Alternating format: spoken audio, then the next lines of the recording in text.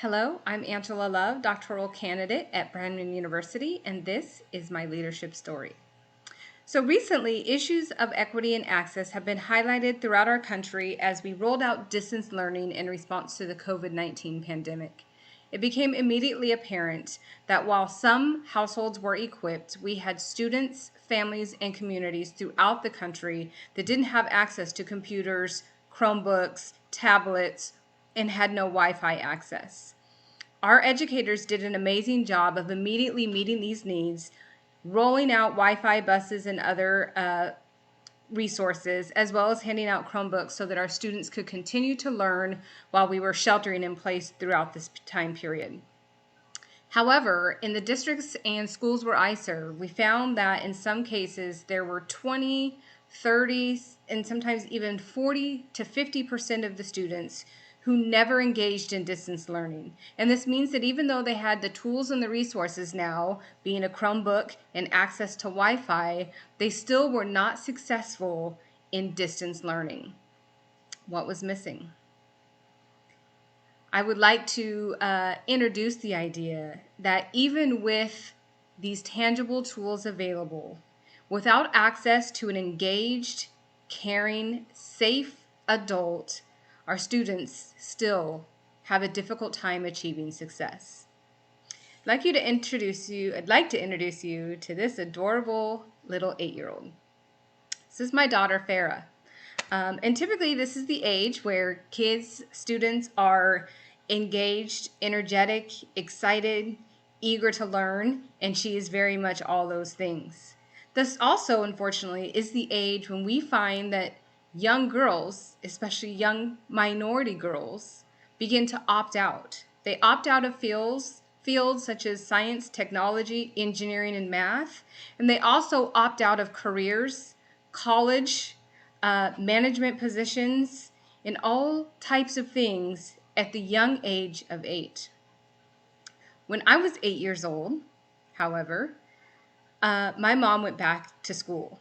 I was 8 years old and suddenly found myself surrounded by students, textbooks, essays, late night studying, and lots of other things related to my mom's academic career.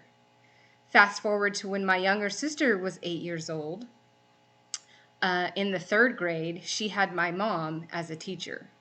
My mom went on to become an administrator and was the principal of several schools until she retired.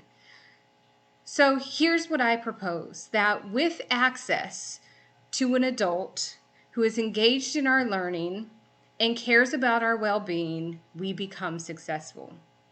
I work in the field of expanded learning, and even the CDE, California Department of Education, recognizes the importance of caring, engaged, and safe adult relationships for our students. And unfortunately, the numbers of students that do not have access to such things are staggering.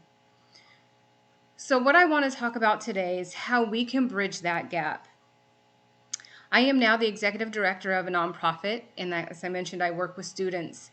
And I constantly remind my students of my title. Am I bragging? No.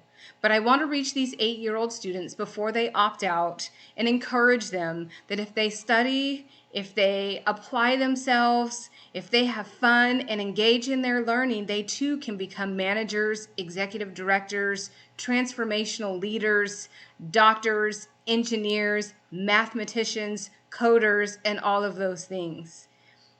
While some of our students cannot find these adults in their households, we can be those adults and that example for our students.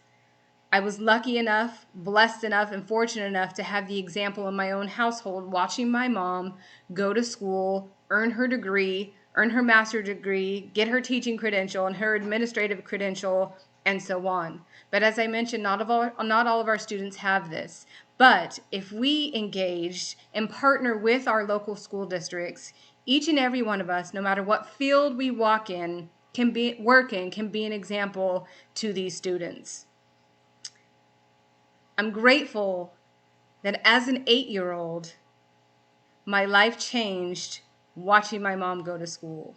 And I became determined and focused to be successful and to be happy and to be financially secure, just as I saw my mom do. Please join me in this process, in this partnership of engaging with our students, making sure that they are loved and cared for, making sure that someone is checking on their schoolwork, making sure that someone is teaching them financial literacy, and giving them access to ideas, to careers, and to choices. This is what we do for my 8-year-old Farah, for your 8-year-olds, and just like it was done for me when I was 8. Thank you.